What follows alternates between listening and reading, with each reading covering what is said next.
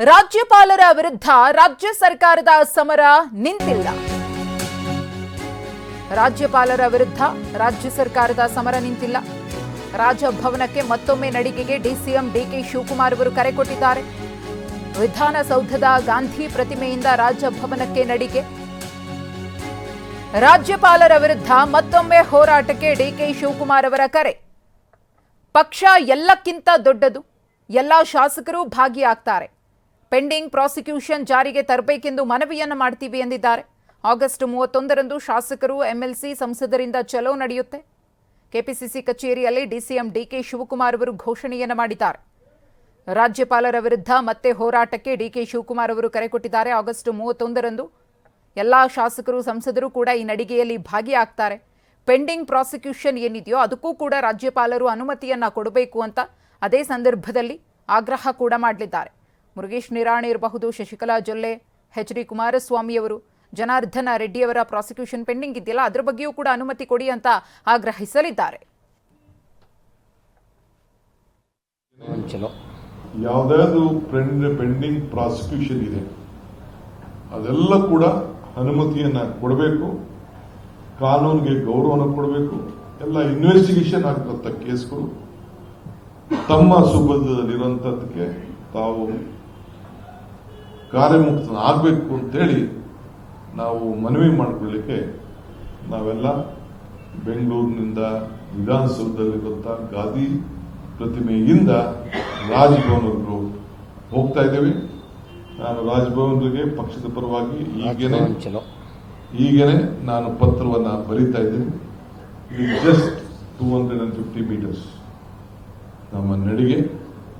ಯಾವ ಟ್ರಾಫಿಕ್ಗೂ ಏನು ತೊಂದರೆ ಆಗಕ್ಕಿಲ್ದಂಗೆ ರಾಜಭವನಕ್ಕೆ ವಿಧಾನಸೌಧ ಒಳಗಡೆಯಿಂದ ಹಿಡಿದು ರಾಜಭವನದ ಒಳಗಡೆ ಹೋಗಿ ಗವರ್ನರ್ನ ಮೀಟ್ ಮಾಡಿ ನಾವು ಅರ್ಜಿ ಸಲ್ಲಿಸುವಂತ ಕಾರ್ಯಕ್ರಮ, ಮನವಿ ಕೊಡುವಂತ ಕಾರ್ಯಕ್ರಮ, ಒತ್ತಾಯ ಮಾಡುವಂತ ಕಾರ್ಯಕ್ರಮ, ಕಾನೂನು ಚೌಕಟ್ಟಿನಲ್ಲೇ ನಮ್ಮ ಅಹವಾಲನ್ನ ಸ್ವೀಕಾರ ಮಾಡಲಿಕ್ಕೆ ಮನವಿ ಮಾಡುವಂತ ಕೆಲಸವನ್ನು ಈ ಸಂದರ್ಭದಲ್ಲಿ ಮಾಡ್ತೇವೆ.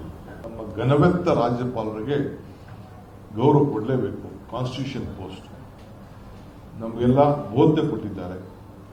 ಸೊ ಅದಕ್ಕೆ 31ನೇ ತಾರೀಕು ಬೆಳಿಗ್ಗೆ 10 ಗಂಟೆಗೆ 10ರಿಂದ 10ವರೆಗೆ ಎಲ್ಲ ರಾಜ್ಯದ ಎಲ್ಲ ಶಾಸಕರು, ವಿಧಾನ ಪರಿಷತ್ತಿನ ಸದಸ್ಯರು, ಲೋಕಸಭೆಯ ಸದಸ್ಯರು, ಯಾರು ಎಷ್ಟೇ ದೊಡ್ಡವರಾಗಿರ್ಬೋದು, ಎನಿ ಮಿನಿಸ್ಟರ್ ಎಲ್ಲ ಕೂಡ ಶಾಸಕರು. ಸೊ ಗಾಂಧಿ ಸ್ಟ್ಯಾಚ್ಯೂ ಇಂದ ರಾಜಭವನ್ಗೆ ಘನವೆತ್ತ ರಾಜ್ಯಪಾಲರಿಗೆ ಈ ಒಂದು ಮೆಮೊರಂಡಮ್ನ ಪಕ್ಷದ ಪರವಾಗಿ ಸಲ್ಲಿಸಬೇಕು ಅಂತೇಳಿ ತೀರ್ಮಾನ ಮಾಡಿದ್ದೇವೆ. ಮುಖ್ಯಮಂತ್ರಿಗಳು ಕೂಡ is also first N MLA, a party man, then the office. ನಾನು ಅದಕ್ಕೆ ಇಲ್ಲಿಂದನೇ ನಾನು ಮಾಡ್ತಾ ಇರೋದು. Party, this is the party. Party is more stronger than the government. So ಅದಕ್ಕೆ ನಾನು ಪಕ್ಷದ ಎಲ್ಲ ಶಾಸಕರಿಗೆ ಇಲ್ಲಿಂದನೇ ಆದೇಶ ಕೊಡ್ತಾ ಇದ್ದೀನಿ, ಸೂಚನೆ ಕೊಡ್ತಾ ಇದ್ದೀನಿ, ಮನವಿ ಮಾಡ್ತಾ ಇದ್ದೀನಿ. All MLAs, MPs, MPs, MLCs, Rajya Sabha member, Lok Sabha members ಎಲ್ಲ ಕೆಲಸ ಇಟ್ಬಿಟ್ರು ಮಾಡಬೇಕು. ಸೊ ಅದಕ್ಕೆ ಏನು ಅವ್ರ ಮೇಲೆ ಒತ್ತಾಯವನ್ನ, ಯಾವುದಾದ್ರು ಪೆಂಡಿಂಗ್ ಪ್ರಾಸಿಕ್ಯೂಷನ್ ಇದೆ ಅದೆಲ್ಲ ಕೂಡ ಅನುಮತಿಯನ್ನ ಕೊಡಬೇಕು, ಕಾನೂನಿಗೆ. ಸಂಪುಟ ಸಭೆಯಲ್ಲಿ ರಾಜ್ಯಪಾಲರಿಗೆ ಸಲಹೆಯನ್ನ ಕಳಿಸಿದ್ದೆವು. ಪ್ರಾಸಿಕ್ಯೂಷನ್ಗೆ ನೀಡಿರುವುದಕ್ಕೆ ತೃಪ್ತಿಯಾಗಿದ್ದೇನೆ ಎಂದಿದ್ದಾರೆ ರಾಜ್ಯಪಾಲರು. ರಾಜ್ಯಪಾಲರ ಒಂದು ನಡೆ ಬಗ್ಗೆ ಡಿಕೆ ಶಿವಕುಮಾರ್ ಅವರು ಅಸಮಾಧಾನವನ್ನು ವ್ಯಕ್ತಪಡಿಸಿದ್ದಾರೆ. ರಾಜ್ಯಪಾಲರು ತರಾತುರಿಯಲ್ಲಿ ಪ್ರಾಸಿಕ್ಯೂಷನ್ಗೆ ಅನುಮತಿಯನ್ನ ಕೊಟ್ಟಿದ್ದಾರೆ. ಸಚಿವ ಸಂಪುಟ ಸಭೆಯಲ್ಲಿ ರಾಜ್ಯಪಾಲರಿಗೆ ನಾವು ಸಲಹೆಯನ್ನ ಕಳಿಸಿದ್ವಿ, ಆದರೆ ಅದನ್ನು ಪರಿಗಣಿಸಿಲ್ಲ. ಏನು ಅರ್ಜೆನ್ಸಿ ಇತ್ತೋ ತರಾತುರಿಯಲ್ಲಿ ಪ್ರಾಸಿಕ್ಯೂಷನ್ಗೆ ಕೊಟ್ಟಿದ್ದಾರೆ. ಪ್ರಾಸಿಕ್ಯೂಷನ್ಗೆ ಕೊಟ್ಟಾದ್ಮೇಲೆ ಅದರ ಬಗ್ಗೆ ತಮಗೆ ತೃಪ್ತಿ ಇದೆ ಅಂತ ಕೂಡ ಹೇಳ್ಕೊಂಡಿದ್ದಾರೆ ರಾಜ್ಯಪಾಲರು. ಇದನ್ನ ನೋಡಿದ್ರೆ ಬೇಸರ ಆಗುತ್ತೆ ಅಂತ ಹೇಳಿ ತಮ್ಮ ಅಸಮಾಧಾನವನ್ನ ಹೊರಹಾಕಿದ್ದಾರೆ. ನಾವು ಗವರ್ನರ್ ಅವರಿಗೆ ಕೆಲವು ಅಡ್ವೈಸ್ ಅನ್ನ ನಾವು ಕಳಿಸ್ಕೊಡ್ತೀವಿ. ಏನದು ಅಂತಂದ್ರೆ, ಗವರ್ನರ್ ಅವರು ಬಹಳ ತರಾತುರಿಯಿಂದ ಪ್ರಾಸಿಕ್ಯೂಷನ್ ನಮ್ಮ ಮುಖ್ಯಮಂತ್ರಿಗಳ ಮೇಲೆ ಕೊಟ್ಟಿದ್ದಾರೆ.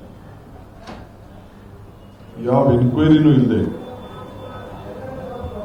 ಎನ್ಕ್ವೈರಿ ಯಾವ್ದಾದ್ರು ಬಂದು ರಿಪೋರ್ಟ್ ಆಗಿ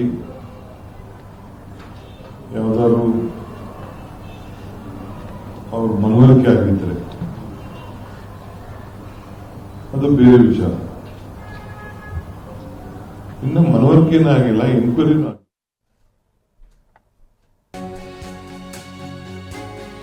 ಇನ್ನು ಕೇಂದ್ರ ಸಚಿವ ಎಚ್ ಡಿ ಕುಮಾರಸ್ವಾಮಿ ಅವರ ವಿರುದ್ಧ ಡಿಸಿಎಂ ಡಿಕೆ ಶಿವಕುಮಾರ್ ಅವರು ವ್ಯಂಗ್ಯವಾಡಿದ್ದಾರೆ.